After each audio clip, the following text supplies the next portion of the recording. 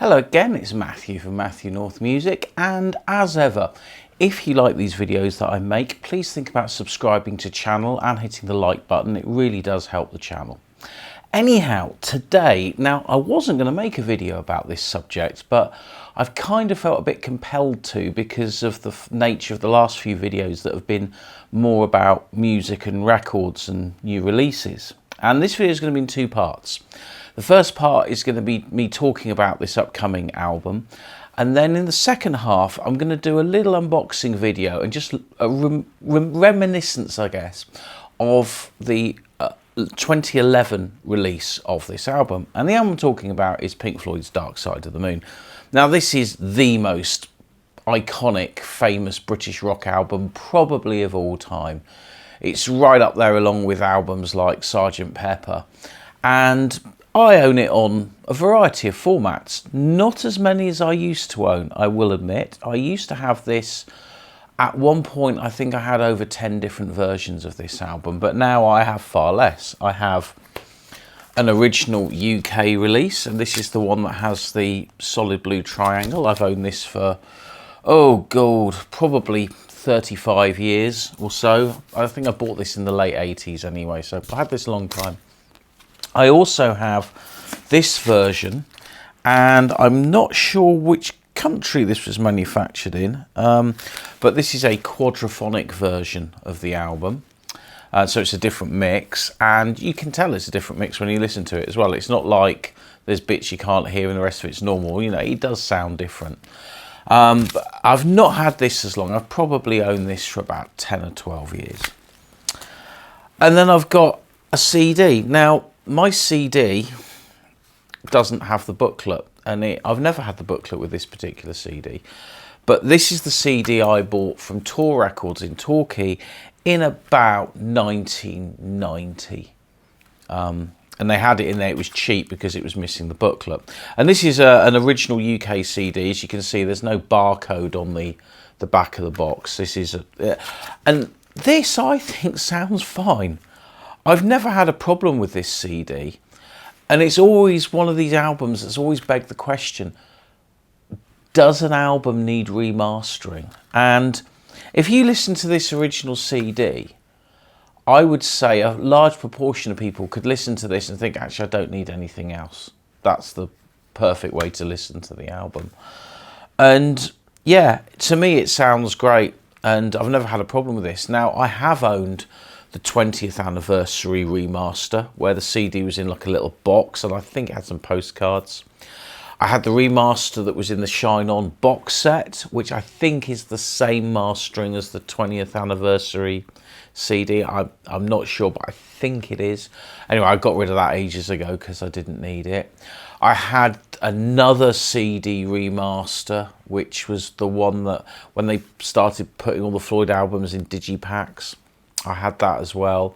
And I think I sold all those off, along with the 30th anniversary vinyl remaster, which had the new mix that James Guthrie did.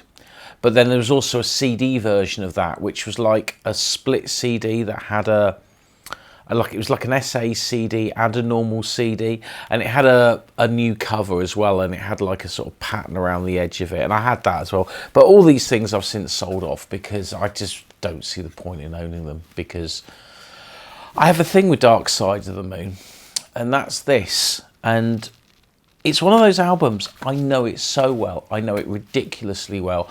I know every change. I know every sound effect. I just know the album so well because I've been listening to it since I first got a cassette copy off a friend of mine called Phil in about 1985. And then I bought a proper album of it, you know, about a year later from a car boot sale. And I've owned multiple different copies over the years anyway, until I got the blue triangle, and I thought, well, that's all right. It looks a bit different to the others, and I didn't even realise it was rare at the time. I just thought it just looked a bit strange. Thought it might just be a foreign copy. But I know this album so well, I don't feel I ever really need to listen to it. And if I do want to listen to it, I generally go for a bootleg or the official live recording, because it's different to the normal album. Same as if I listen to The Wall. If I want to listen to The Wall, I will always go for the Is There Anybody Out There live version over the studio version, because it's longer and it's got bits on it that aren't on the normal album. Anyway, I also have, as you might expect, Dark Side of the Moon on cassette. I don't think this is a first edition cassette, but it's the one with the white label. But I only have this because I have all the other Pink Floyd albums on cassette. Anyway, we've got this new version, and this new version of Dark Side of the Moon has been officially announced today, although it's been rumoured for about the last 2 or 3 weeks, and yesterday some photographs of it started to appear online. Now, this new box set contains the following. It contains a LP of the Dark Side of the Moon remastered. That album has been remastered so many times now, I can't see anything they can do to improve it. And for the record, if I want to listen, if I was to say which is the best sounding Dark Side of the Moon, I think that James Guthrie mix for the 30th anniversary does sound spectacularly good on vinyl. It does sound very, very good indeed. And when that came out on vinyl, I think I paid brand new in a shop, and it was an independent shop I bought it in. I can't remember which one now. I think I paid about $16.99 for it. Just hold that thought, $16.99. And it had the posters, it had the stickers, and it had an extra sheet in it. And it was on heavyweight vinyl, and it was $16.99. Anyway, so this new box set has the normal mix remastered. It then has something that's not happened before, which is the live version of Dark Side of the Moon from Empire Paul Wembley 1974 as an LP. And yeah, fair enough, that's never been out on vinyl before. Lots of people like playing records, so I can perfectly understand why they've done that. And it is a good recording, and it's a very famous recording because it was originally recorded for the BBC, and Pink Floyd recorded it, gave it to the BBC, got played on Alan Freeman's show. It's been bootlegged to death for decades. There's so many versions of it. The bootleg is always handy to have because the introduction to Speak to Me is longer on the bootleg, because the official version had to remove the opening section because there's some sound clips of the Irish doorman Jerry, I think his name was Jerry, at Abbey Road, where he swears. And they've taken that off. And I can understand why they've done that, because you do that, you sell more copies because you can sell it to anyone. Anyway, it's also, I think some of it has been edited and they may well have recorded some new bits. I say that because I remember seeing some posts online about 2009, and David Gilmour was looking for some equipment, and I think it was possibly the Colour Sound Overdrive pedal from the 70s. Because he wanted to recreate his 70s guitar sound, and nobody really knew why. And it certainly wasn't for Rattle That Lock. So I can only imagine there may have been a few fluffs that he wanted to clean up, because the Empire Paul Wembley gig, most of it was recorded multi-track, some of it wasn't, but most of it was, so they were able to fix things. It's like there was a fault with the microphone on the bass drum, I think, and they re-recorded that, or they were able to link it to samples and stuff, and so clean up. So it's a great recording, and it's in the box set, so that's good. You then have a Blu-ray disc, and the Blu-ray disc has got the 5.1 sound mix, which we've heard before, although I've never actually heard it. I've got it, but I've never heard it. But there's also a Dolby Atmos mix. Now, the Dolby Atmos mix is the one real new thing, but I'm not sure about Dolby Atmos. I've never heard it. It's something new, but that's a new thing in the box. And then there's also, on the Blu-ray disc and the DVD audio discs, there's also various versions of the stereo mix and the surround mix in different qualities. And that's it. That is all the music. You also get 2 7-inch singles, which are replicas of the European and American singles, which is Money in Any Colour You Like and Us and Them and Time. Now, those singles are fairly easy to get hold of. You shouldn't need to pay more than 10 quid for either of them from any country, really, because there's loads of them. And then there's some like paper memorabilia and stuff, which, you know, nice to have, I suppose, but not particularly necessary. But there is a book. There is a nice chunky book. Now, the thing that's shocking and shocks me about this is the price. Now, here is the Immersion Box Set from 2011. This does not have any vinyl, okay? There's no vinyl in there. But when this was released, nobody cared about vinyl. Vinyl was not thought of as important. But at the same time, at the mid to end of the 2000s, there was vinyl being manufactured. And it was at a decent price. And a lot of it was very, very high quality. Which you can't say now, but that's a subject for another day. But this is the Immersion Box Set, and we're going to talk about this in a minute. But this new box set is £259 retail. Yeah, that is a lot of money.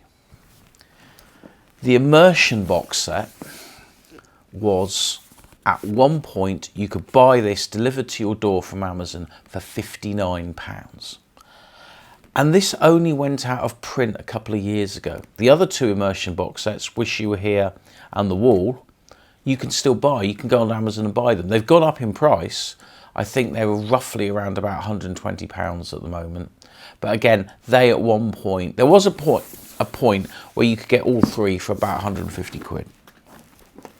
Anyway, Pink Floyd have also done something really weird.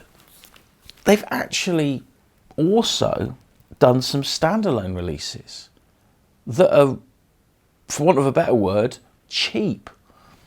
The album of the Live at Wembley gig, the Live Dark Side of the Moon, you can get that for £19. Now, £19 for an LP and a gatefold cover with printed inner sleeve and whatever, that's a pretty good price, actually. I think that's pretty fair. I think that, you know, if you want that album, because that's pretty much the only real new thing apart from this Atmos mix in the box set, you can get that for 20 quid. And that's like ridiculously cheap. Then you've got the book. And this book's quite a big chunky hardback thing. And they're releasing that separately as well. And that's about £30. So the two main new elements, apart from the Dolby Atmos mix, which is the vinyl version of the Live at Empire Paul Wembley, and the book, you can get for 50 quid. And that, to me, isn't a bad deal. And the book is bound to come down in price, because books always do come down in price. I mean, you know, what's the latest book that's come out at the moment? The book, Prince Harry's autobiography. I mean, that was half price on the day of release. I mean, I'm just using that as an example, but books generally come down in price. So, what are Pink Floyd playing at? And I just do not know. I am a middle-aged man with a job who lives on his own, who is a massive Pink Floyd fan. I am Pink Floyd's absolute key target customer. I mean, I've been to see Roger Waters multiple times. I've seen David Gilmour multiple times. I've been to other Pink Floyd things multiple times.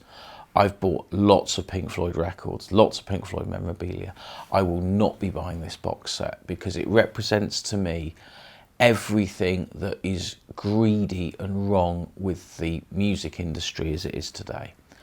This box set has no new content. This box set had lots of new content. The price that they're charging, £259, is just way overboard. If they had decided to maybe do a double album of Dark Side of the Moon with the live version and the studio version and a gatefold album for 35 quid, the book, and maybe a standalone Blu-ray disc for 20 quid, book for 30 quid, that would have been a way more acceptable way of doing it. And they would have sold more product. They would have sold way more product. If the Beatles Revolver box set had been £99 rather than £140, they would have probably sold twice as many. Putting these premium products at such a high price that's out of the reach of most normal people to me means that they're just not going to get their money back. Well, they will get their money back in time, but they could have just put this stuff out as standalone and they would have sold way more. Now, what could have gone in this box set? Well, there's a lot of stuff that could have done. When the Immersion Box Set came out, for 2 weeks on YouTube, on the Pink Floyd's YouTube channel, they had a video, and it was the whole of the Dark Side set from Empire Pool, and they had animations going with it. Some of it was the original film backdrop films that were on the original concert, and then they had some new ones made up, and it was a really nice thing to watch. Now, it would have been a no-brainer to have put that on one of the Blu-rays or the DVD of the new box set. There is no video content at all on the new box set. There are no demos or outtakes on the new box set. There is no quadraphonic mix on the box set, the new box set. There is the earlier surround mix, and there's this new Atmos mix, and that's it.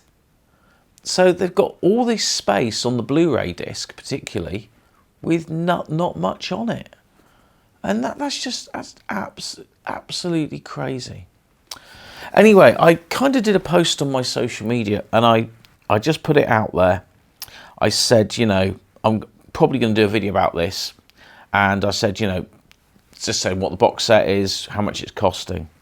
And there's a few comments here. I'm not going to give people's names, but there's one comment: much as I like Pink Floyd, no way would I pay that money for what amounts to be a reissue. Somebody is taking the mick.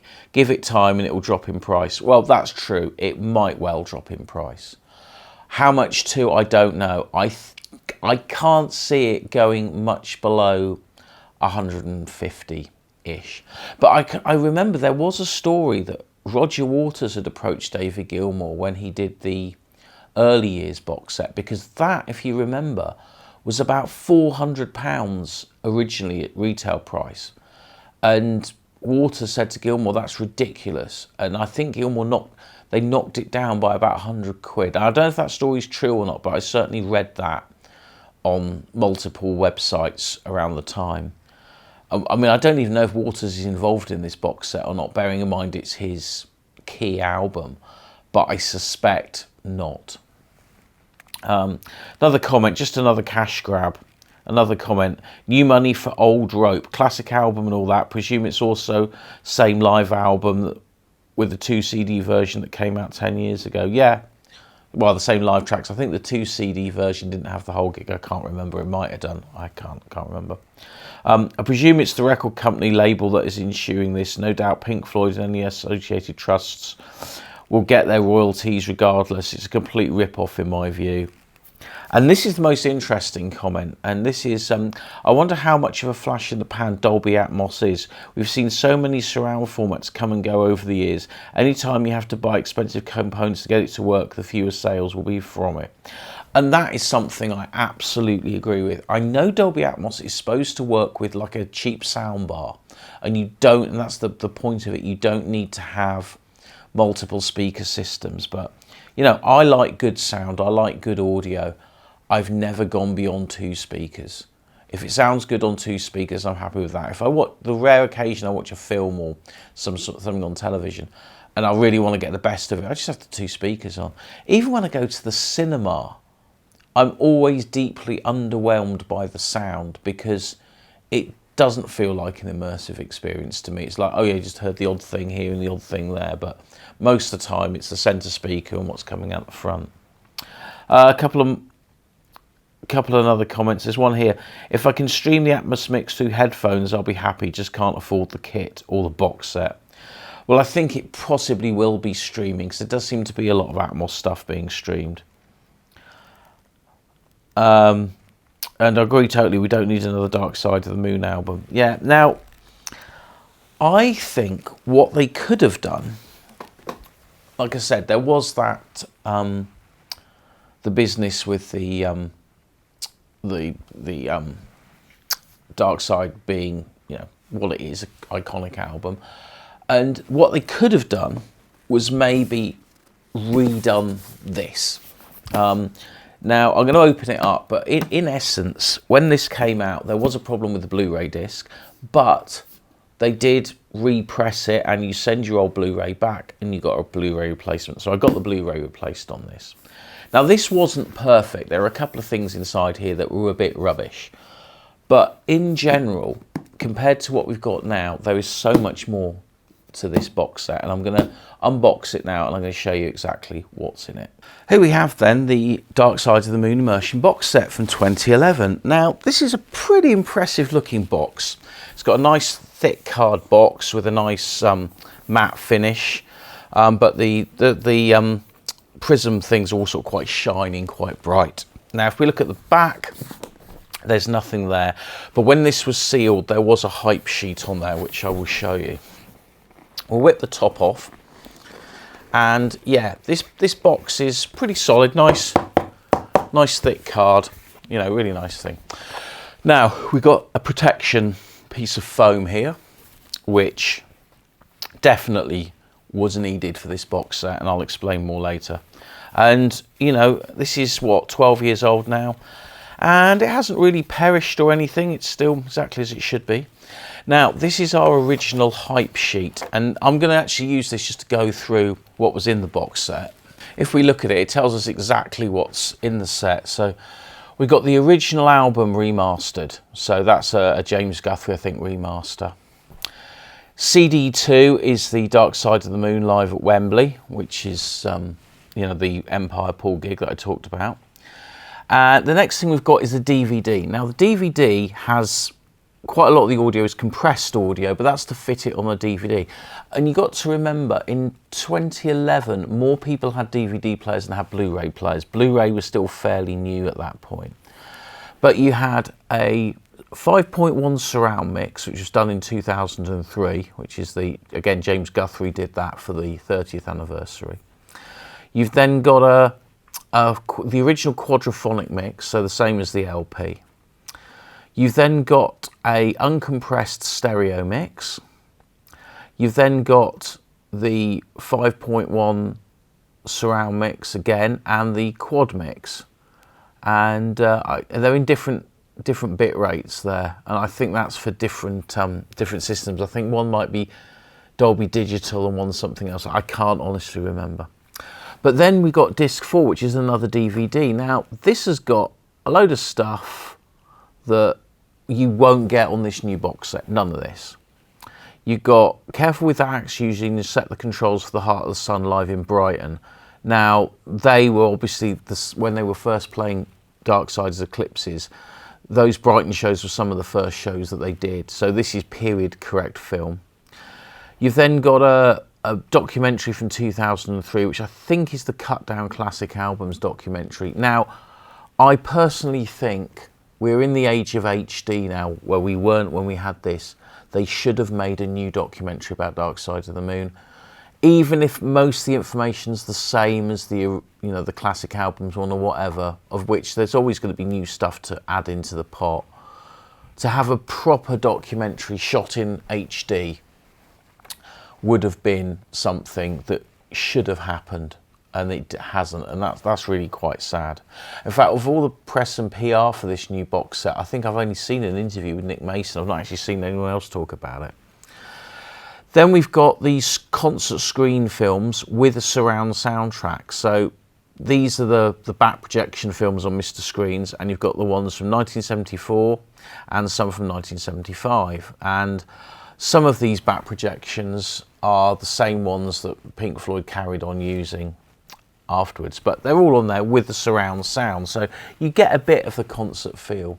And as I said, this video that they put on their YouTube channel in 2011, it was really, really good. It was, and I don't know why that could have been released as a standalone product. So you could have had all this material with a new Dark Side documentary and the live album with the projections, and that would have made a really good disc.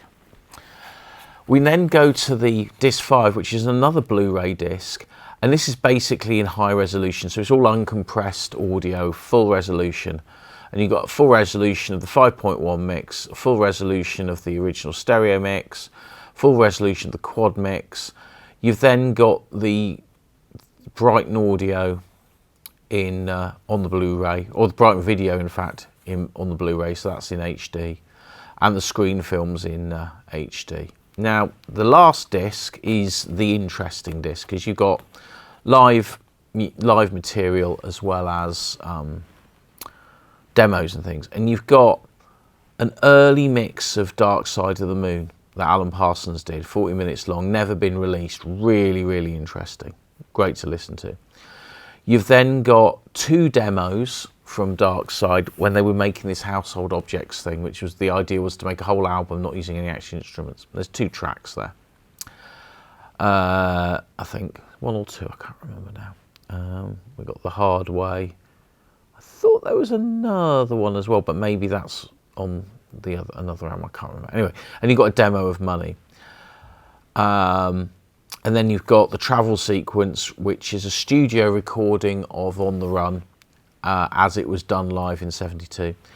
But then you've got some live tracks live in Brighton from Dark Side of the Moon, which is the travel sequence, which is On the Run, Mortality sequence, which is Great Gig in the Sky, and Any Colour You Like. Now, I don't know how much more of that Brighton material exists, but if it did exist, a full CD of that live in Brighton gig would have been great, even if it was just the Dark Side set and not the other songs that they were performing at the time, like Careful With That Axe, Eugene, and Set the Controls, although those tracks are obviously here in video. But that's a really nice load of stuff to listen to and to watch. Now let's open the box a bit more. And the first disc we've got is Loose, and this is the unreleased tracks, and this had its own little sleeve. So it has the track listings on the back, and it's in a card sleeve. That's quite nice. Now, here we've got some memorabilia, and the interesting thing with this memorabilia is this: you open it up, and there's some cards here, and they're referencing different Pink Floyd albums. They're not necessarily to do with this, and they're also numbered, and it's to be number 7 of 57. So there's supposed to be 57 of these, which would indicate they were planning on doing immersion box sets for all of the Pink Floyd albums, but they didn't. They only did the first 3, and I think Animals was always going to be one of those box sets, but it never came out. So you got those photographs. In here, again, this is more immersion memorabilia. We've got like a reprinted ticket for the Rainbow gig, Rainbow Theatre, Finsbury Park, and there's a reprinted laminated backstage pass in an envelope. Again, I don't think these things are particularly necessary. We've got a credits book here, which gives detailed information about the box set, the mastering, etc. And I hope I got it right that it was James Guthrie, not Andy Jackson, that did those mixes. I'm pretty sure it was James Guthrie, but if I got it wrong, I got it wrong. Now, here, this is the Blu-ray. Now, this is the one that I had to send off, and they replaced it, and I got a new one back. So that's the fixed Blu-ray disc in its own little sleeve. Again, really nice thing. This is the original wrapping that was in the box, and it's got a hype sticker here. And it says 6 disc collector's box set with all the stuff that's in it, which again, really nice. Then we have a scarf, which I've never taken out of the packet, but it's a Pink Floyd Dark Side of the Moon scarf, which, all right, it's a bit unnecessary, but again, it's a fun thing to have. And obviously these things all added to the cost of manufacture. I'll just pull the camera back a bit. It all added to the cost of the manufacture, and you know, these things aren't cheap to make, you know, as a bonus for a box set. And as I said, this box set did sell at one point for £59. You also get a set of Pink Floyd coasters, which I've not opened, as you can see. And we get this folder here, and inside this folder, I think we've got some, I think this might just be like a reproduction something. There we go, this is some sort of write-up. Not quite sure what all that was about, to be honest, but I can't, in fact, you know what, I can't even remember if I've ever even opened this up before. But yeah, you got that inside. Anyway, another little bit of reproduction ephemera. which, you know, bit of fun. Then you get this. There's a little bag here, and inside here we have 3 marbles. Not even sure if you can see this properly or not, but I'm going to take one out. Now these are wrapped in some sort of bubble wrap, but as I recall, they're painted on marbles, and the paint rubs off really easily, which is why I don't think I've only ever opened one. But yeah, there we go. You can see that. That is a Dark Side of the Moon marble, and there's 3 of these, and there was 3 marbles with Wish You Were Here, and there were 3 marbles with The Wall, and presumably they were going to do marbles for all of them. And then you get your marbles and you can keep them in a little marble pouch there, little marble pouch.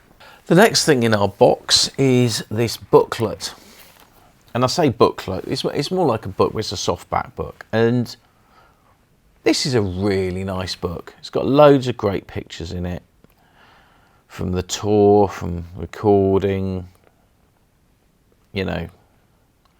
And some of these pictures you would have seen before, some you haven't. But a lot of these pictures are being redone for the new book. So yeah, that's a really nice little book, really put together. Now, here we have another book. And this book is, I guess, the deluxe sleeve notes, and some of the artwork is a little bit reminiscent. That was the sleeve for the Super Audio CD that came out in whenever it was, 2003. And there's other bits of artwork here and various photographs and stuff. But again, some of this was used for different releases of the album. And then we've got photographs here of posters and albums and where things were inspired from. And again, really nice. In fact, that picture here, that's the these are the photographs that were used by Roger Waters when he did his Dark Side of the Moon. That was the 20th anniversary box set sleeve there. And again, it's nice. It's wrapped everything up about Dark Side of the Moon, its various releases in that book. Now we've got some art prints that are kind of done in the Roy Lichtenstein style. Should be able to pronounce that. He's my favourite artist. Yeah, just the one print you get, but you know, it's a nice art print. Now, this is where the box set was let down, and that's here. Now, the discs were just held in with bits of plastic, and the idea was you put your finger in there and you pull the disc out. Now, mine's fairly rigid, but there was a lot of talk of the discs falling out inside the box. And when a disc falls out and it falls down, it's going to rub against this piece of plastic here and it will scratch. And there was a lot of people had scratched CDs with their box set. Mine were all okay. My CDs and discs were okay. But what I did do is, as soon as I got this box set, again, this disc's actually got a few marks on it, which is unusual, because what I did with these discs is, when I got them, I put them into the computer and I copied them all to blank media. I copied the DVD, because I think it is a DVD 5, not a DVD 9, I can't remember. But anyway, I was able to make a copy of the DVD, and I copied the CDs, and I just played my copies, and I kept all of this in the box, because it was a faff to take everything out of the box. Now, what I think they should have done was they should have looked at the discs here, because the other discs had their own card sleeves, and I think they should have printed all of the discs in card sleeves and maybe put them even in a little box, like a little clamshell box or something. But certainly if they've kept them all in these sleeves, then you could put these on your shelf and the other bits and bobs could just stay in the box. That would have been a better way to do it.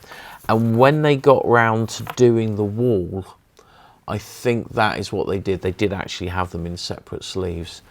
But I think Wish You Were Here was actually worse than this for the discs falling out. And I think on my Wish You Were Here discs, I have put them in separate sleeves. I can't remember. Anyway, so that is the Immersion box set. And it has more audio than the new box set, and it was a fraction of the price. And had they learnt from what they did with this box set, and they decided to add the vinyl but keep all the other bits, add those background films, make a new documentary and retell the box for £150, they would have had an absolute winner. But as it is, they haven't. Okay then, well, I hope you liked this little video. If you did, please think about liking and subscribing. I'd love to hear your views about what I've said and about this box set, and any comments you leave down here. I always read all my comments, and also go to my Facebook page, Matthew North Music, and you can leave comments there on the thread that I started there. Now, some of you have asked, I'm not on Twitter anymore and I'm not on Instagram. So my only social media is YouTube and Facebook. So they're the best places to get hold of me, or you can send me an email through my website. But anyway, thanks for watching, and I'll see you on the next one.